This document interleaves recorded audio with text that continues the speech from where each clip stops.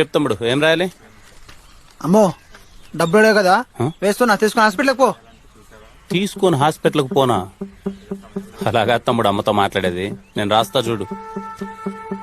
ప్రియమైన అమ్మకి, నేనిక్కడ క్షేమంగానే ఉన్నాను, నువ్వు అక్కడ క్షేమంగా ఉన్నావని తలుస్తున్నాను.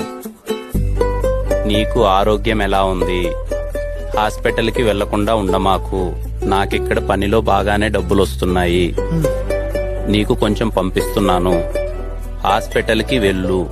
త్వరలో నిన్నెక్కడికి తీసుకువచ్చి చాలా బాగా చూసుకుంటాను. నా గురించి నువ్వు దిగులు పెట్టుకోకు. ఇట్లు నీ పేరేంటి తమ్ముడు? రాంబాబు అన్న.